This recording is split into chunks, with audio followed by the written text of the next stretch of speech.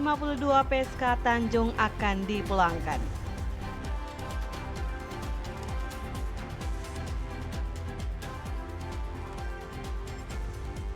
Netralitas ASN di Pilkada terus dipantau Bawaslu.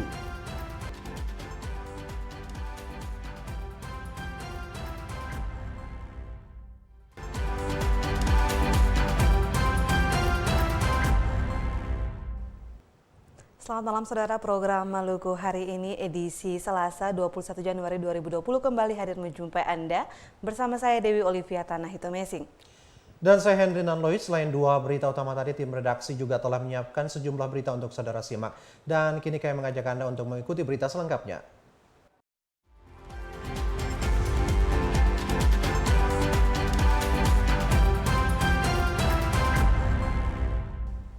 Saudara, 52 pekerja seks komersial di Tanjung Batu Merah akan dipulangkan ke daerah asal masing-masing. Kementerian Sosial telah menyetujui dokumen kepulangan mereka.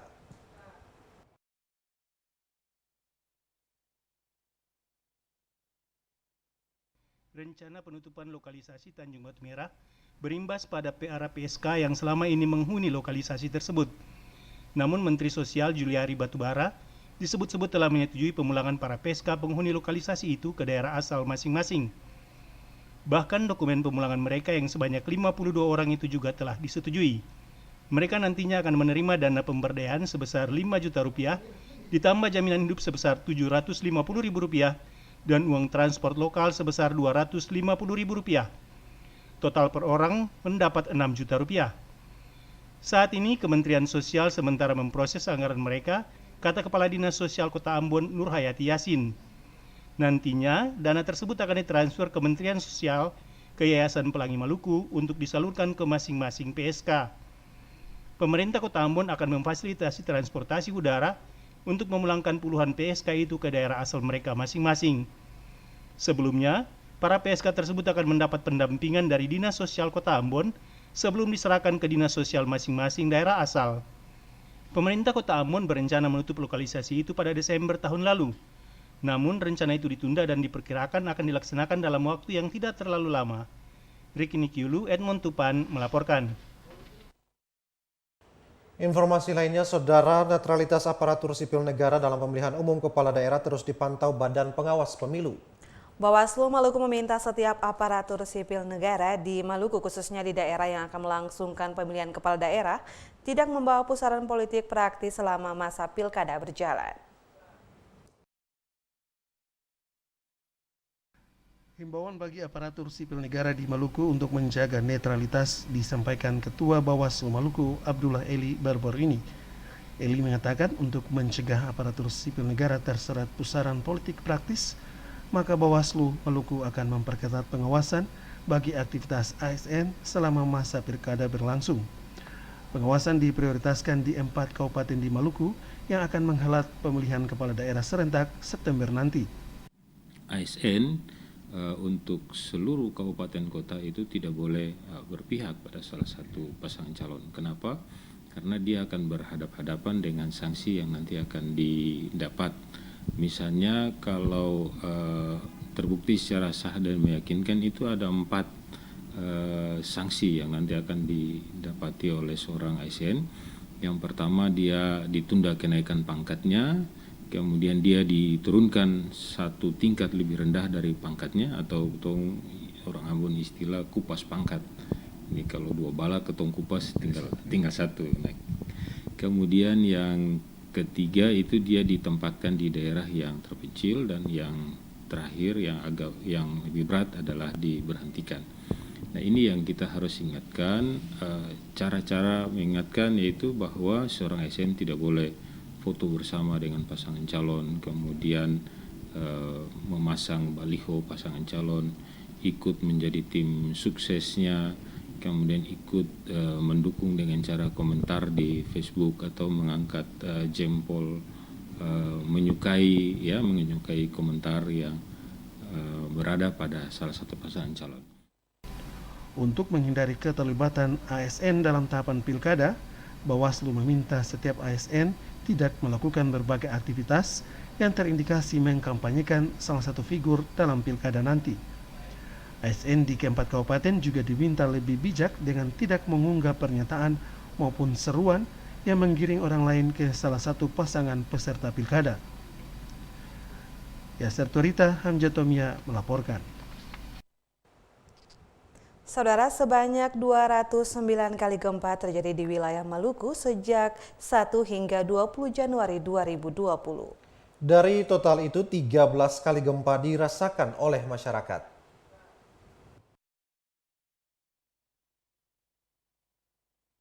Berdasarkan data yang tercatat di kantor Badan Meteorologi, Klimatologi, dan Geofisika Stasiun Ambon, sejak tanggal 1 hingga 20 Januari 2020, sebanyak 209 kali gempa terjadi di wilayah Maluku dengan getaran yang dirasakan sebanyak 13 kali. Sedangkan untuk wilayah Pulau Ambon dan sekitarnya, total gempa yang terjadi sebanyak 113 kali dengan jumlah getaran yang dirasakan sebanyak 10 kali. Gempa bumi tektonik yang terjadi itu dengan magnitudo di bawah 4 sampai 5 skala Richter, juga dengan kedalaman lokasi yang berbeda-beda. Sekitar pukul 13.55 waktu Indonesia Timur, kembali terjadi gempa bumi tektonik bermagnitudo 3,0 dengan kedalaman 10 km. Titik gempa berlokasi di 3,39 Lintang Selatan, 128,4 Bujur Timur atau 7 km tenggara Kairatu Seram bagian barat. 34 km barat laut Saparua, Maluku Tengah. Meski magnitudo gempa kecil, namun getarannya kerap masih dirasakan masyarakat. Christine Sipahelut, Kurniawan melaporkan. DPRD telah memproses surat dari DPD Golkar Maluku terkait dengan pergantian pimpinan DPRD dari Partai Golkar. Proses yang sementara berjalan saat ini adalah penguatan kajian internal terkait dengan hukum terhadap surat dari DPD Golkar tersebut. DPRD Maluku telah menindaklanjuti surat dari DPD Partai Golkar terkait dengan pergantian pimpinan DPRD Maluku dari Partai Golkar. Tindak lanjut yang dilakukan adalah menggelar rapat bersama pimpinan dan ketua-ketua fraksi di DPRD Maluku.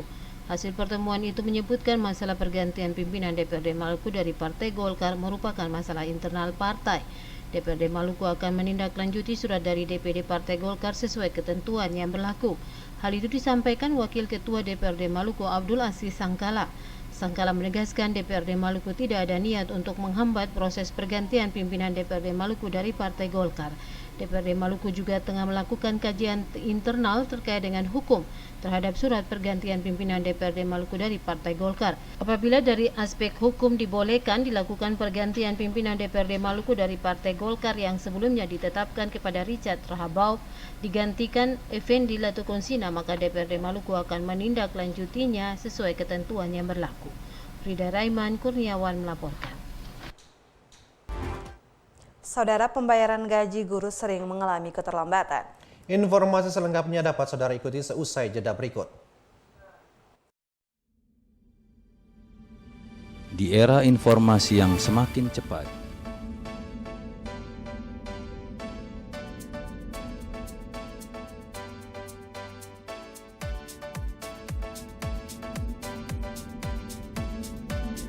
menembus ruang dan waktu,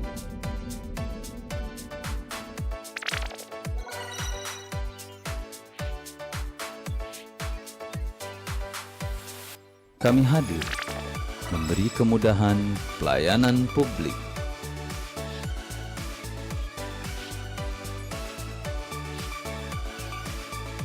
Pelayanan yang profesional, akuntabel, sinergi, transparan, dan inovatif.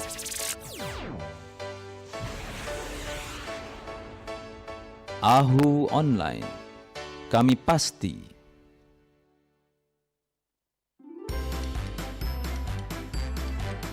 Yuk tonton program-program menghibur dan positif yang menambah wawasan kalian. Bernyanyi bersama teman-teman bertalenta luar biasa. Ayo bernyanyi. Sedang main mobil-mobilan. Belajar bahasa Inggris satu hari satu kosakata. Kukuruyuk.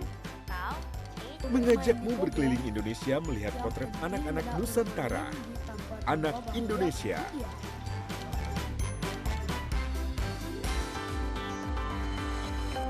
TVRI, media pemersatu bangsa.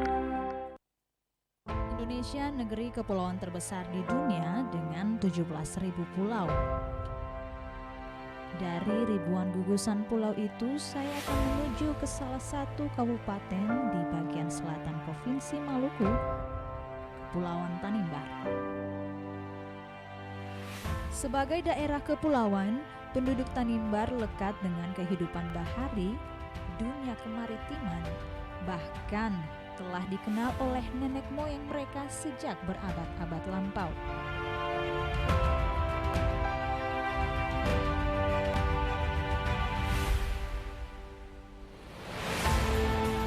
Jangan lupa untuk berwisata ke Samlaki, Kabupaten Kepulauan Tanimbar. Dari Maluku untuk Pesona Indonesia.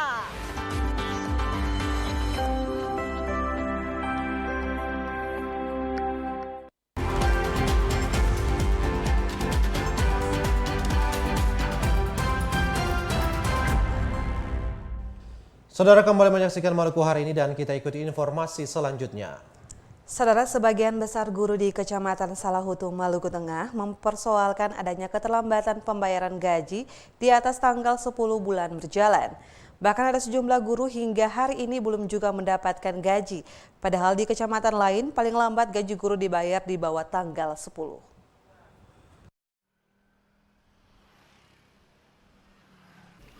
Sejumlah guru maupun purna bakti di Kecamatan Salahutu, Maluku Tengah mempersoalkan adanya keterlambatan pembayaran gaji mereka. Padahal di kecamatan lain seperti di Kecamatan Lihitu dan Kecamatan Pulau Haruku misalnya, gaji guru sudah dapat dibayarkan di bawah tanggal 10 bulan berjalan. Persoalan seperti ini telah berlangsung hampir 2 tahun terakhir. Bahkan sertifikasi bagi guru yang telah memasuki purna bakti atau pensiun belum juga dibayarkan sampai saat ini. Terhitung sejak tahun 2014, 15, dan 16. Jika dihitung total mencapai 100 juta rupiah lebih. Khususnya Kecamatan Salahutu, kami tidak tahu di kecamatan lain, tapi Kecamatan Salahutu selalu di atas tanggal 10 atau paling cepat itu tanggal 16. Nah, pada bulan ini saja itu sampai hari ini itu belum terbayar gaji guru.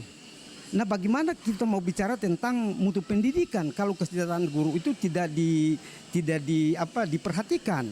Ini sangat riskan sekali karena kalau kita bicara tentang pendidikan itu sangat mahal karena guru dapat menciptakan presiden, bupati, wali kota dan sebagainya. Menyangkut sertifikasi, sampai saya sendiri secara pribadi saya ikut diklat pelatihan sertifikasi, guru sertifikasi tahun 2013, 2014, 2015, 2016, 3 tahun itu tidak terbayar.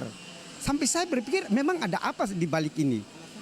Alasannya saya sendiri tidak tahu tentang hal itu.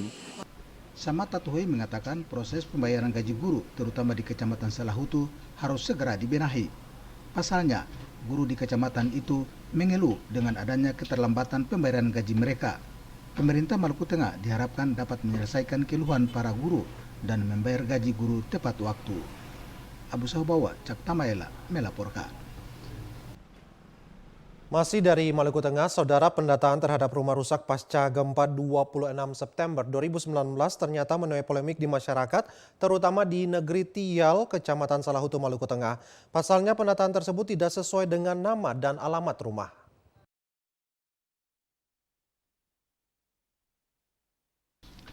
Pendataan bangunan rumah pasca gempa yang dilaksanakan di Desa Tial, Kecamatan Salahutu, Maluku Tengah menuai polemik di tengah masyarakat.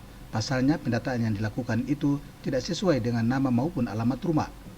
Banyak nama yang didata salah alamat, misalnya nama yang seharusnya tinggal di Negeri Tial ternyata dalam proses validasi beralamat di Negeri Tengah-Tengah. Sejalan dengan persoalan tersebut, masyarakat di Desa Tial mendesak pemerintah Maluku Tengah untuk melakukan pendataan ulang terhadap rumah yang rusak ringan, sedang maupun berat. Hal yang sangat urgen adalah rumah yang masuk kategori rusak berat ternyata masuk dalam ringan dan sebaliknya, sehingga memunculkan polemik di tengah masyarakat setempat. Pendataan rumah itu sangat mengecewakan, sangat membuat masyarakat Tial yang dampak gempa tanggal 26 September itu, yang rumahnya sudah pada rusak semua, ada yang juga runtuh, itu rata dengan tanah. Tapi validasi datanya ini yang sangat tidak wajar. Artinya rumah yang sudah tidak layak dihuni dan memang tidak bisa dihuni lagi, kok itu dibilang ringan. Yang satu retakan saja itu dibilang sedang atau berat. Ini akan membuat masyarakat itu akan bertanya-tanya. Memang ada apa di balik ini? Apakah data ini dari staf pemerintah negeri dikirim ke Kabupaten Maluku Tengah, ataukah dari dinas bencana alam yang mendata itu? Mereka akan bekerja sama dengan pemerintah negeri sehingga data ini tidak sinkron. Alamatnya saja tidak tepat. Misalnya warga Tial Tuarita, kok alamatnya di tengah-tengah? Warga berharap pemerintah Maluku Tengah segera mendata ulang rumah yang rusak akibat gempa 26 September lalu, sehingga warga di kecamatan tersebut tidak sampai dirugikan. Pendataan ulang perlu dilakukan untuk mengetahui pasti keakuratan data yang dilaksanakan pemerintah daerah. Pemerintah daerah sebaiknya melakukan koordinasi dengan pemerintah negeri untuk sinkronisasi penyesuaian validasi data. Abu Sahabawa, Cak Tamaela, melaporkan. Beralih ke informasi lainnya, Saudara, DPRD Kota Ambon memberi dukungan terhadap pemberlakuan peraturan daerah terkait perparkiran yang akan diberlakukan pada akhir Januari 2020 oleh Dinas Perhubungan Kota Ambon. Penerapan peraturan daerah perparkiran diharapkan dapat mengatasi persoalan kemacetan di Kota Ambon.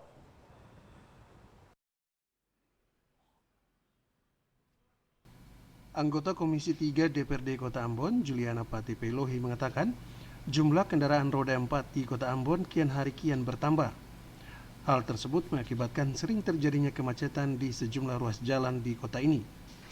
Untuk mengurai kemacetan di Kota Ambon, Dinas Perhubungan Kota akan menerapkan peraturan daerah Kota Ambon terkait perparkiran.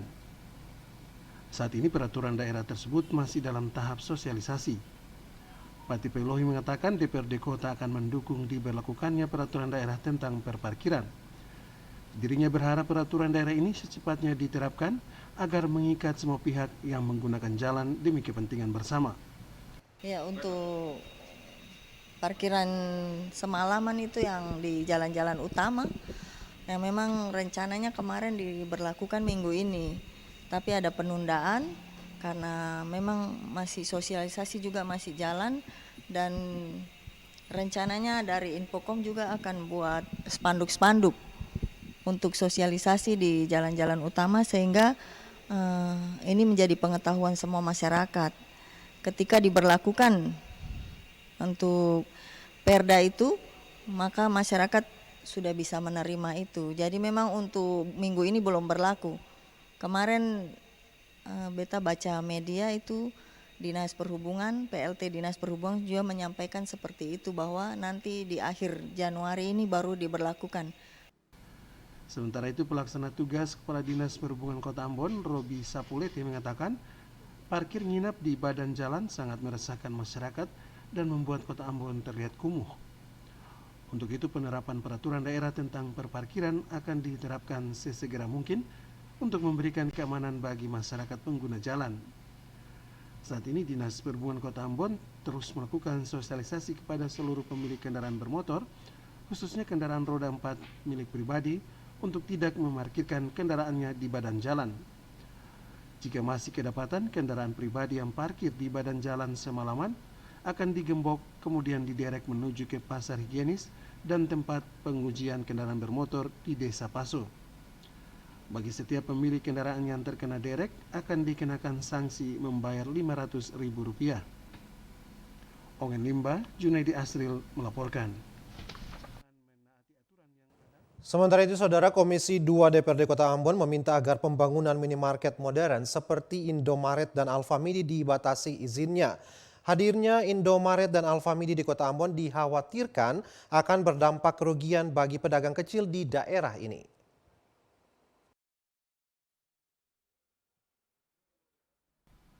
Ketua Komisi 2 DPRD Kota Ambon, Jafri Taihutu mengatakan, DPRD akan meminta pemerintah Kota Ambon melalui Dinas Perindustrian dan Perdagangan agar izin operasi Indomaret perlu dibatasi. Hal itu dikemukakan Taihutu usai melakukan tinjauan lapangan di sejumlah gerai Indomaret, Alfamidi, dan Indogrosir. Kunjungan lapangan dilakukan menyusul adanya aduan masyarakat yang disampaikan Himpunan Mahasiswa Islam beberapa waktu lalu. Taihutu menambahkan pembangunan Indomaret di Kota Ambon saat ini sudah terlalu banyak sehingga perlu dilakukan peninjauan. Pemerintah Kota Ambon batasilah. Sayanglah warga masyarakat pasti akan ada multi penafsiran. Itu konsekuensi dari dinamika demokrasi lah. Tapi kami juga punya argumentasi kenapa mesti dibatasi. Karena pertimbangan ekonomi masyarakat, kasihan warung, kasihan pondok. Pada aspek tenaga kerja oke, pasti ada kontribusi. Pada aspek pendapatan juga ada, kan, pajak, reklame. Dan ke depan kami akan bersinergik dengan Indomaret, Alfamidi, bahkan dengan OPD terkait. Menindaklanjuti aduan masyarakat, Komisi 2 DPRD Kota Ambon Jumat pekan lalu telah melakukan on the spot ke Indomaret dan Alfamidi di Desa Laha serta Indogrosir di kawasan KTKT dan Indomaret yang berada di Desa Latuhalat. Komisi 2 DPRD Kota Ambon akan terus melakukan pengawasan terhadap pengoperasian Indomaret dan Alfamidi di Kota Ambon sehingga tidak menimbulkan keresahan di tengah masyarakat. Ongen Limba, Junaidi Astril melaporkan.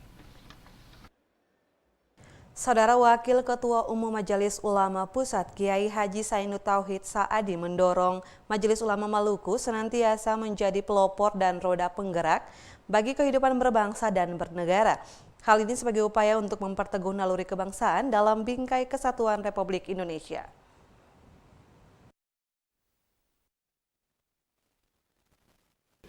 Di era tahun 70-an Indonesia mengalami dekadensi moral sehingga mendorong para ulama dan cendekia maupun para umara di negeri ini untuk membentuk organisasi Islam yang terhimpun dalam Majelis Ulama Indonesia. Kehadirannya tidak lain adalah untuk menyatukan anak bangsa dan mendorong umat Islam agar tetap istiqomah berada dalam bingkai negara kesatuan Republik Indonesia berlandaskan Pancasila dan Undang-Undang Dasar 1945. Sejalan dengan hal itu, Wakil Ketua Umum Majelis Ulama Indonesia Pusat Kiai Haji Zainul Tauhid Saadi mendorong MUI Maluku yang baru dikukuhkan untuk senantiasa menjadi pelopor dan roda penggerak bagi kehidupan berbangsa dan bernegara dalam konteks NKRI. Dorongan tersebut disampaikan sebagai upaya untuk menciptakan tatanan kehidupan berbangsa yang rukun, harmonis, dan berkeadilan. Konsep relasi antara agama dan negara bagi umat Islam Indonesia sudah jelas dan tegas. Harmoni Islam dengan NKRI telah menjadi komitmen para ulama dan tokoh-tokoh nasional kita. Gubernur Maluku Murad Ismail pada kesempatan itu menandaskan pentingnya membangun persatuan dan kesatuan antar sesama umat, terutama dalam memelihara satu tatanan yang mengarah pada karakter dan pembinaan umat secara menyeluruh.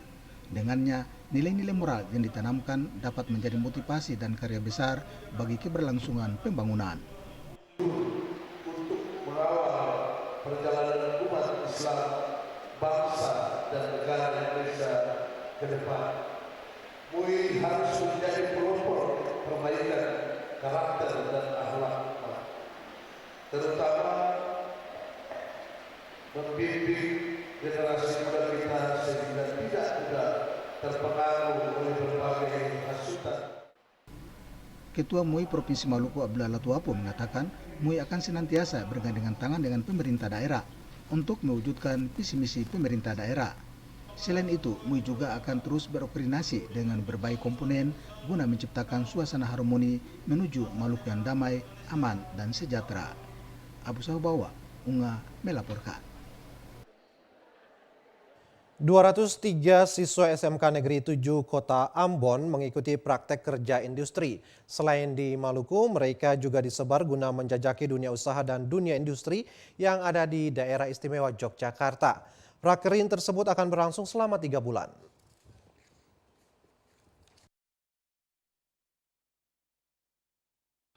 Kepala SMK Negeri 7 Kota Ambon, Syaiful, mengatakan sekolahnya telah melepas siswa kelas 11 untuk mengikuti prakering tahun ini. Praktek kerja industri yang akan diikuti para siswa SMK 7 akan berlangsung selama 3 bulan di dunia usaha dan dunia industri. Saiful mengatakan pelepasan terhadap siswa prakering tersebut telah dilakukan pelaksana tugas Kepala Dinas Pendidikan dan Kebudayaan Maluku, Insun Sangaji. Lokasi prakering di Maluku meliputi Maluku Tenggara dan Kota Ambon. Selain di Maluku ada juga yang mengikuti prakering di Jogja. 203 siswa kelas 11 yang mengikuti prakering tersebut berasal dari 7 kompetensi keahlian yang ada di sekolah itu. Baru saja kita melaksanakan kegiatan seremonial pelepasan siswa SMK 7 di dalam melaksanakan kegiatan praktek kerja industri, yang mana dari 7 kompetensi keahlian ada 203 peserta. Untuk pelaksanaan prakering sendiri itu ada 7 orang yang melaksanakan prakering di Jogja, kemudian ada 16 itu melaksanakan di Tual. Dari 203 prakering tahun ini, 7 siswa diantaranya melakukan praktek kerja industri di TVRI Stasiun Maluku. Sejak pagi tadi, siswa yang akan melakukan prakering di TVRI Stasiun Maluku telah mulai beraktivitas. Mereka akan berada di TVRI Maluku selama 3 bulan penuh. Otis Kotadini dan Andre Oktose yang melaporkan. Saudara, tahun 2020 di Maluku ada 4 kabupaten yang akan menggelar pemilihan kepala daerah secara langsung. 4 kabupaten itu masing-masing Maluku Barat Daya, Kepulauan Aru, Buru Selatan, dan Seram bagian timur.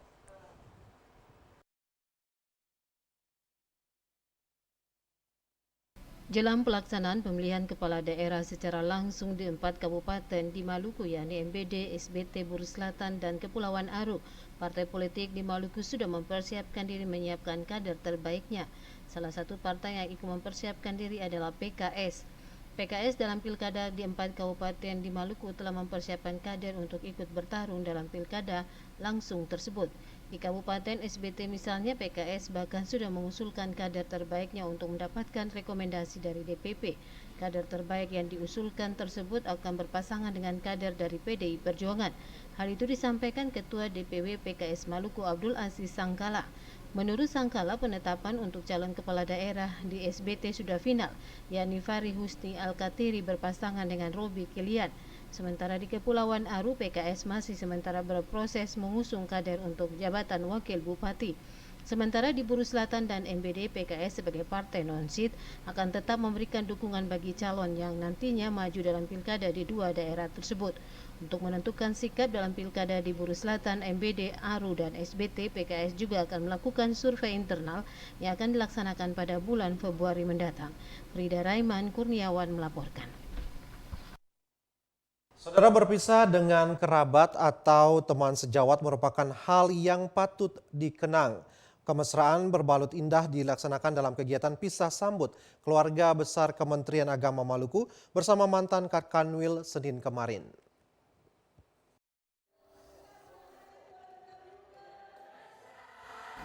Beginilah keceriaan terpancar di raut wajah ibu-ibu Dharma Wanita Persatuan Kementerian Agama Maluku saat kegiatan lepas pisah bersama mantan Kanwil Agama Provinsi Maluku. Suasana terlihat ceria saat berbagai lantunan lagu dengan judul kemesraan digaungkan membahana dalam kegiatan tersebut. Seluruh ASN dan Dharma Wanita larut dalam nuansa kebersamaan tersebut. Berbagai tembang lagu dinyanyikan sebagai tanda perpisahan bagi mantan Kakanwil dan Ibu Jubaida Musaat. Suasana semakin indah dan terasa saat ibu-ibu dan wanita persatuan menyanyikan lagu kemesraan yang dibawakan dengan penuh cinta. Tidak ketinggalan, mantan Kanwil Agama Maluku juga melantunkan lagu-lagu Ambon sehingga membawa meriahnya kegiatan dimaksud.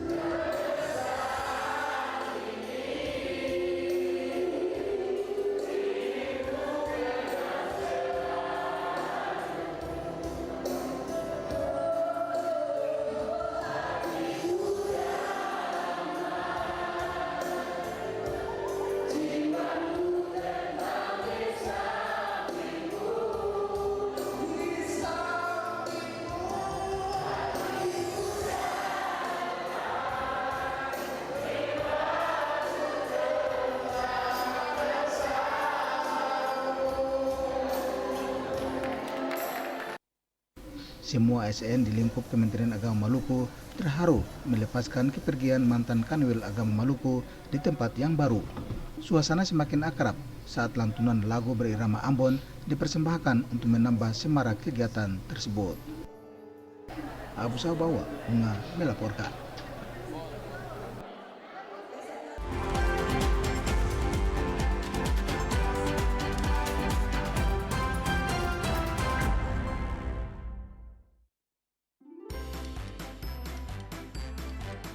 Yuk tonton program-program menghibur dan positif yang menambah wawasan kalian.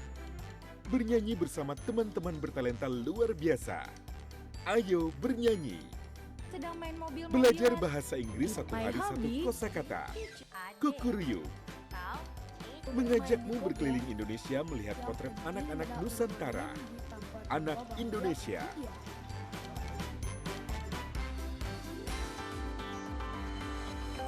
TVRI, media pemersatu bangsa. Indonesia negeri kepulauan terbesar di dunia dengan 17.000 pulau. Dari ribuan gugusan pulau itu, saya akan menuju ke salah satu kabupaten di bagian selatan Provinsi Maluku, Kepulauan Tanimbar.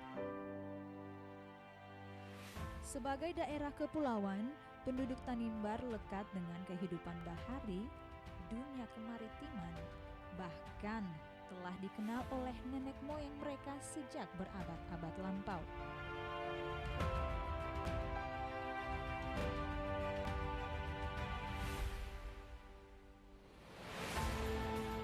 Jangan lupa untuk berwisata ke Samlaki, Kabupaten Kepulauan Tanimbar. Dari Maluku untuk Pesona Indonesia.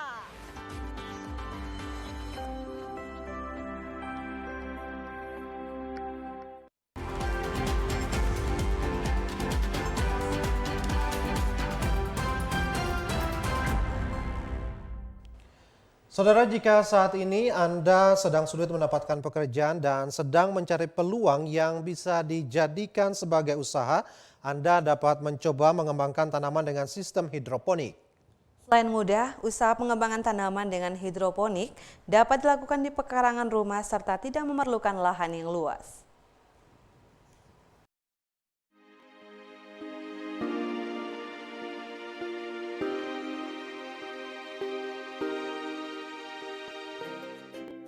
Salah satu teknik budidaya tanaman yang saat ini sedang diincar banyak orang dan menjadi alternatif untuk berbisnis adalah sistem menanam hidroponik. Budidaya tanaman dengan teknik hidroponik bisa dibilang sangat mudah karena dapat dilakukan di sekitar rumah tanpa membutuhkan lahan yang luas. Meskipun tidak memerlukan tanah untuk mengembangkan sistem hidroponik, namun tentunya ada hal-hal yang harus diperhatikan ketika ingin memulai dan saat mengembangkan sistem menanam seperti ini. Sesuai dengan namanya, air sudah tentu adalah hal utama yang harus diperhatikan ketika menggunakan sistem hidroponik. Selain air, juga perlu media tanam lain seperti rock wool atau kumpulan serat yang merupakan kombinasi dari sejumlah batuan seperti batu bara, batsalt, dan batu kapur, sekam bakar, serta hidroton atau pasir. Karena tidak menggunakan tanah, ada faktor-faktor lain yang harus diperhatikan seperti cahaya, oksigen, dan nutrisi. Sayuran dan buah merupakan jenis tanaman yang dapat dikembangkan dalam sistem hidroponik. Dengan berbekal pengetahuan dan semangat jiwa wirausaha, ibu-ibu yang terhimpun dalam Ikatan Pengusaha Muslimah Indonesia atau IPMI Provinsi Maluku tertarik dan kemudian mengembangkan budidaya sayur dengan sistem hidroponik. Sebagai langkah awal, para ibu ini melakukan hal tersebut semata hanya untuk kebutuhan keluarga. Meskipun baru mulai mengembangkan tanaman khususnya sayuran dengan sistem hidroponik, namun ibu-ibu ini melakukan persiapan yang sangat detail untuk kegiatan itu. Sebelum memulai membudidayakan tanaman secara hidroponik, ibu-ibu ini mengadakan sosialisasi dan pelatihan tentang pengembangan tanaman sistem hidroponik. Sosialisasi yang diperoleh adalah tentang apa itu sistem menanam hidroponik, serta cara-cara menanam, juga keuntungan atau kelebihan-kelebihan menanam dengan sistem nutrisi tanaman melalui air. Setelah mendapatkan berbagai pengetahuan itu, ibu-ibu ini kemudian mulai menanam sayur kangkung sebagai tanaman awal yang dibudidayakan. Peluang usaha yang baru buat ibu-ibu pengusaha, ibu-ibu IPMI, Ikatan Pengusaha Muslimah Indonesia Provinsi Maluku, ini adalah sebuah peluang usaha menurut saya. Bagaimana ibu-ibu harus mengerti dulu ilmunya. Setelah mengerti ilmu, saya yakin pengeluaran dapur juga nanti akan berkurang karena mampu memberikan konsumsi sayur yang lebih sehat dan higienis dengan harga yang jauh lebih murah dengan menggunakan halaman-halaman kecil saja, halaman-halaman rumah. Oleh karena ini kemungkinan besar teman-teman bisa melihat peluang ini sebagai salah satu peluang usaha. Ke depan begitu dia mendapatkan hasil yang maksimal, otomatis pasti semua berpikir untuk melebarkan sayap untuk peluang usaha tersebut.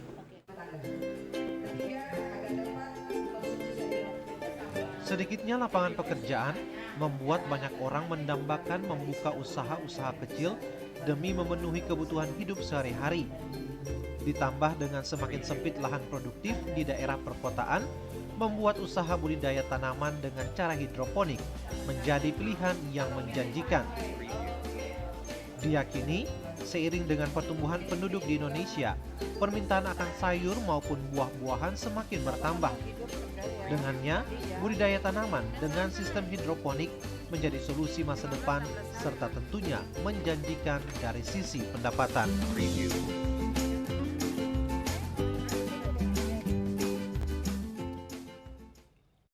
Saudara, sepeda motor listrik kini menjadi tren tersendiri di tanah air, apalagi di kota-kota besar di Indonesia.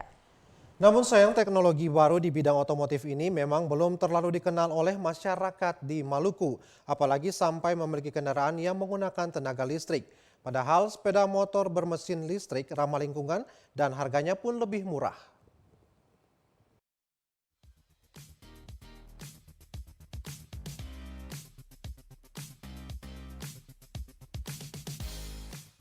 Banyak masyarakat belum mengetahui keunggulan dari sepeda motor atau kendaraan listrik yang telah didesain sesuai dengan perkembangan zaman.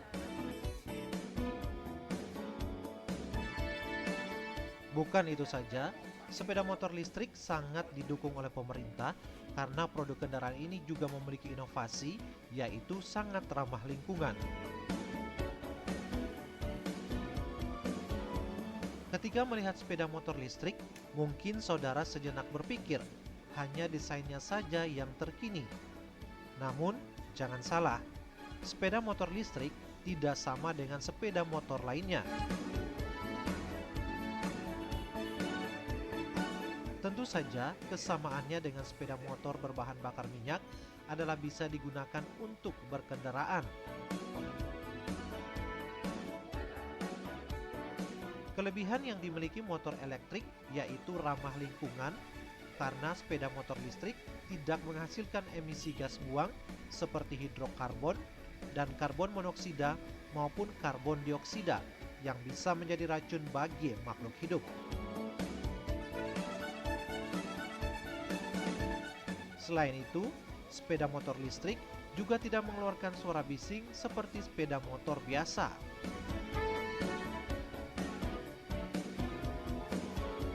Jika aki atau baterai sepeda motor tersebut sudah terisi listrik, motor listrik ini akan berfungsi. Cara mengisi atau mencharge sepeda motor listrik cukup mudah, hanya dengan menggunakan adaptor yang telah disediakan saat membeli produk sepeda motor listrik. Lamanya tergantung besar daya motor, ada yang 1000 watt dan ada 1500 watt. Pengisian listrik pada sepeda motor elektrik dapat dilakukan di mana saja sepanjang tersedia aliran listrik pada tegangan 240 volt. Juga terdapat indikator pada motor saat melakukan pengisian.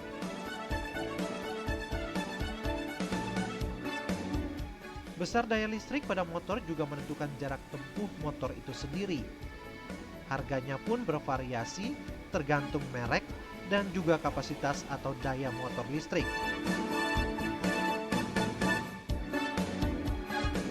Sepeda motor bertenaga listrik selain didukung oleh pemerintah karena dianggap ramah lingkungan serta sudah diproduksi di Indonesia, kehadiran sepeda motor elektrik di daerah Maluku juga mendapat dukungan dari PT PLN Persero wilayah Maluku dan Maluku Utara. Salah satu dukungan PLN terhadap produk kendaraan dengan tenaga listrik yaitu dengan menyediakan stasiun pengisian listrik umum atau SPLU.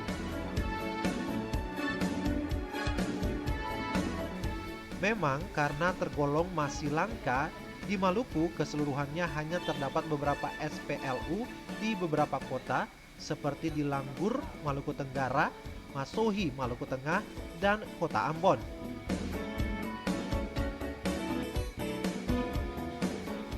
Khusus di Ambon sudah terdapat 3 SPLU yang disediakan oleh PLN dalam menyambut kehadiran kendaraan listrik di daerah ini. PLN juga siap melayani masyarakat jika ingin mengetahui dan mengenal berbagai kendaraan listrik. Juga program pemerintah ya. Kemudian PLN mendukung sepeda motor listrik ini karena kontribusinya kepada lingkungan itu bebas polusi suara dan juga bebas polusi udara. Jadi tidak mengeluarkan emisi gas CO2 ke udara. Dengan demikian lingkungan kita tetap terpelihara dan sehat. Kelebihan dari motor listrik ini hanya dicas baterainya selama 2-3 jam dan itu bisa menempuh jarak 60 km. Kemudian kecepatan dari motor ini sendiri bisa mencapai 70 km per jam. Dan yang jelas dia lebih ringan karena dia hanya ada motor listrik di dalamnya. Program pemerintah menuju Indonesia bersih dan sehat dapat terwujud melalui dukungan masyarakat terhadap pengembangan kendaraan listrik dan penggunaan energi ramah lingkungan.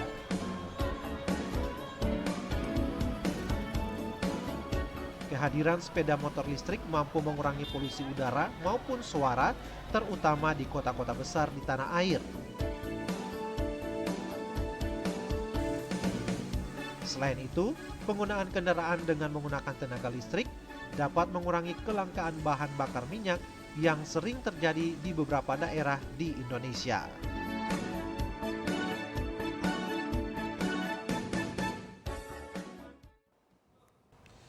Baik saudara, kita beralih ke informasi inspiratif lainnya. Bank sampah memiliki peranan penting bagi manusia dan alam sekitar.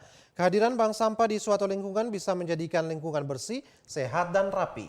Selain itu, program nasional pemerintah di bidang lingkungan itu juga dapat menyadarkan masyarakat untuk menjaga kebersihan serta dapat membuat sampah menjadi barang berguna dan berharga.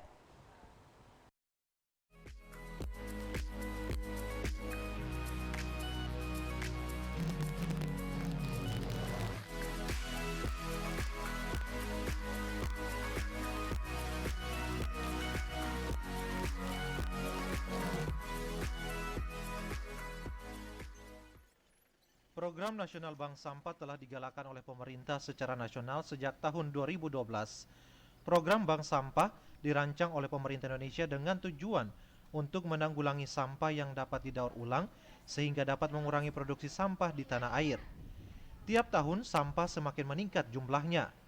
Karena itu, pemerintah melalui program Bank Sampah berusaha mengkampanyekan 3R, yaitu Reduce, Rescue, dan recycle atau mengurangi, selamatkan, dan daur ulang sampah kepada masyarakat. Di Provinsi Maluku, tepatnya di Kota Ambon, terdapat suatu komunitas yang sangat peduli dengan masalah lingkungan, khususnya sampah. Nature Community merupakan komunitas yang beranggotakan ibu-ibu terpanggil untuk mengelola sampah-sampah kering yang dapat didaur ulang dengan cara mendirikan bank sampah. Bank sampah yang dikelola Nature Community terletak di Dusun Air Manis, Desa Laha, Kecamatan Teluk Ambon, Kota Ambon. Alhamdulillah, Natur Community ini terbentuk dari bulan Februari. Memang belum panjang usia kami, tapi alhamdulillah dengan komitmen merasa terpanggil terkait penanganan sampah, karena kami sebenarnya komunitas ini terbentuk juga dari teman-teman yang peduli bagaimana nih kita bisa membantu pemerintah terkait penanganan sampah khususnya perkotaan. Kemudian berjalan, kami mendirikan ini harus ada percontohan. Artinya dari percontohan ini kami bisa melihat program kami berjalan, kekurangannya apa, kelebihannya apa. Nah, pilot project yang terpilih di sini adalah di Desa Laha, yaitu Dusun Air Manis. Alhamdulillah di sini menyambut baik itu desa maupun puskesmas yang memang bekerja sama dengan kami terkait kesehatan masyarakat, juga berdampak ke lingkungan, kemudian kebersihan juga berdampak ke lingkungan. Nah, setiap hari sampah-sampah kering yang dibawa masyarakat Dusun Air Manis ditampung, kemudian diserahkan kepada pelapak. Namun sebagian lagi diolah oleh ibu-ibu yang tergabung dalam Nature Community menjadi barang yang bisa digunakan kembali seperti wadah untuk menanam sayur, handuk, dan bunga hias. Masyarakat awalnya kurang menaruh perhatian terhadap kehadiran bank sampah di dusun mereka. Namun adanya sosialisasi serta melihat dan merasakan secara langsung dampak baik bagi lingkungan tempat tinggal mereka yang menjadi bersih dan rapi, masyarakat lalu tergerak untuk mengumpulkan sampah-sampah kering dan kemudian dibawa ke bank sampah. Masyarakat juga mengaku memperoleh pendapatan tambahan ketika membawa sampah-sampah ke bank sampah tersebut. Karenanya, nasabah bank sampah Nature Community selalu bertambah setiap minggunya. Masyarakat mengaku dengan adanya bank sampah, perlahan-lahan lingkungan mereka mulai bersih dari sampah yang biasanya bertebaran, termasuk di jalan umum. Saya sangat berterima kasih banyak terhadap bank sampah karena di situ termasuk bantuan pemasukan juga buat kita ibu-ibu, terus buat kebersihan lingkungan, buat ketentraman dan kesehatan, terus itu merupakan suatu motivasi buat kita-kita yang ada di sini supaya ada kegiatan begitu. Di samping pekerjaan di rumah masih ada kegiatan lain yang bisa membantu-bantu di rumah untuk menghasilkan penghasilan yang ada begitu untuk tambahan-tambahan.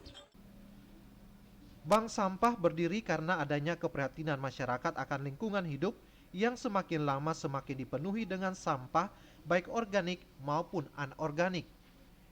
Ibu-ibu yang tergabung dalam Nature Community ini berbekal pengetahuan dan niat baik untuk menjadikan lingkungan yang sehat, berusaha untuk menyukseskan program pemerintah dalam hal penanggulangan sampah. Namun motivasi maupun bimbingan serta dukungan perlu dilakukan oleh pemerintah juga pemangku kepentingan lainnya bagi masyarakat untuk peduli lingkungan. Alhamdulillah dengan Natur Community ini mulai dari 5 orang sekarang sudah sangat banyak karena semua orang sudah tahu manfaatnya. Dengan sampah sebotol bekas minuman aqua itu sudah bisa dijadikan uang untuk menambah kehidupan sehari-hari.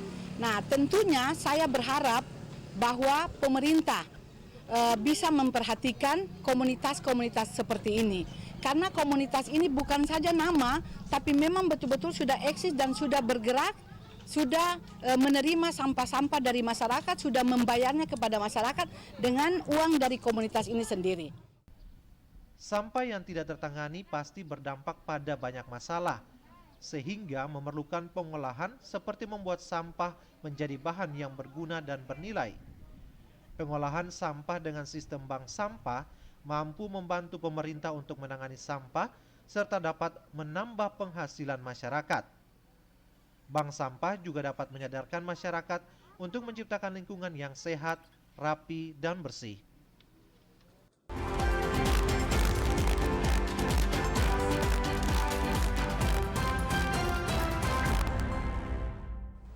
Saudara, informasi tadi sekaligus mengakhiri perjumpaan Anda bersama kami dalam program Maluku hari ini.